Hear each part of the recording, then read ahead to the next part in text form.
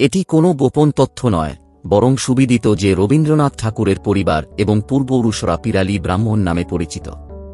কিন্তু কেন এই নামকরণ, সেটি খুব কম লোকই স্পষ্টভাবে জানেন। আসলে তারা পিরালি নয়, বরং নামের উৎস পীর আলী। আরও নির্দিষ্টভাবে বলতে গেলে তিনি ছিলেন মোহাম্মদ তাহির পীর আলী। সময়ের সঙ্গে উচ্চারণে রূপান্তর ঘটেছে, পীর আলী সংকুচিত হয়ে হয়েছে পিরালি। তাহলে কি কবিগুরুর পূর্বপুরুষরা মুসলমান ছিলেন? তিনি নিজে কোন ধর্ম মানতেন, কোন আচার পালন করতেন? তিনি কোন জাতের, তাঁর পরিবার কোন জাতের?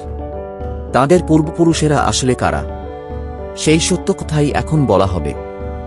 এক হাসি মজা আর ঠাট্টা তামাশার আবহে ঘটনার সূত্রপাত। স্থান: যশোর, অধুনা বাংলাদেশের অন্তর্গত। কাল: পঞ্চদশ শতক। কুশীলব: দুই কুশারী উপাধির ব্রাহ্মণ ভ্রাতা ও যশোরের উজির মোহাম্মদ তাহির পীর আলী। সেই সময়ে যশোর শহরের গভর্নরের ভিজির ছিলেন এক প্রভাবশালী ব্যক্তি, মোহাম্মদ তাহির পীর আলী। পীর আলী যদিও মুসলমান, তিনি জন্মসূত্রে ছিলেন ব্রাহ্মণ। কর্মজীবনে উন্নতির জন্য এবং এক মুসলমান তরুণীর প্রেমে পড়ে তিনি ইসলাম গ্রহণ করেছিলেন। আর তাঁর দরবারেই ঘটেছিল এক ঘটনা, যা ইতিহাসের ধারা পাল্টে দিল। একদিন রমজান মাসে মুসলমানেরা রোজা রাখছেন। ঠিক তখনই দুই কুশারী উপাধির ব্রাহ্মণ ভ্রাতা বসেছিলেন ভিজির পীর আলীর দরবারে। কথা হচ্ছিল নানা বিষয় নিয়ে। কথোপকথনের মাঝে এক মালি একেবারে টাটকা একটি লেবু নিয়ে হাজির হল। পীর আলী সেটি হাতে নিয়ে নাকে ধরলেন, বললেন, কি অপূর্ব গন্ধ। ঠিক তখনই এক ব্রাহ্মণ ভ্রাতা ব্যঙ্গ করে বললেন, তুমি তো উপবাস ভঙ্গ করলে হে।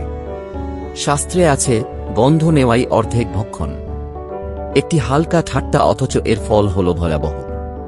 পীর আলী গভীরভাবে অপমানিত হলেন আর প্রতিশোধ নেওয়ার শপথ করলেন। কিছুদিন পর তিনি দুই ব্রাহ্মণকে ভোজে ডাকলেন। রান্নাঘরে সেদিন বিশেষভাবে রান্না হচ্ছিল গরুর মাংস। গন্ধে ভরে গেল চারদিক। আর শেষ পর্যন্ত যেভাবেই হোক না কেন, বলা হয়, তাদেরকে সেই মাংস চেখে দেখতে বাধ্য করা হল। এরপর তাদের ইসলাম ধর্মে দীক্ষিত করা হয় এবং জমি দেওয়া হয়। তবে তাদের আত্মীয়রা তখনও হিন্দু রয়ে গেলেন। কিন্তু হিন্দু সমাজের চোখে তারা অপবিত্র বলে গণ্য হলেন। সেই পরিবার থেকেই রবীন্দ্রনাথের পূর্বপুরুষেরা এসেছেন। আর সেদিন থেকেই তাঁদের বলা হতে লাগল পিরালি ব্রাহ্মণ, এক নাম যা অর্থোডক্স হিন্দু সমাজে তাদেরকে অযোগ্য করে তুলল বিবাহ বা সামাজিক মিলনে।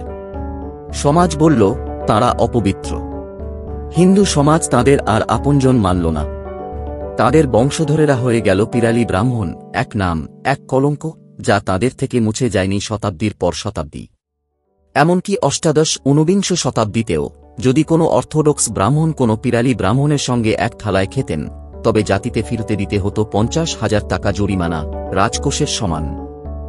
আর 1852 সালে এক ব্রাহ্মণ পরিবারের তরুণ যখন রবীন্দ্রনাথ ঠাকুরের এক আত্মীয়াকে বিয়ে করলেন, তাকে পরিবার থেকে চিরতরে বহিষ্কার করা হল। তবুও ঠাকুর পরিবার কোনোদিন ইসলাম গ্রহণ করেনি। তারা সর্বদাই হিন্দু ছিলেন।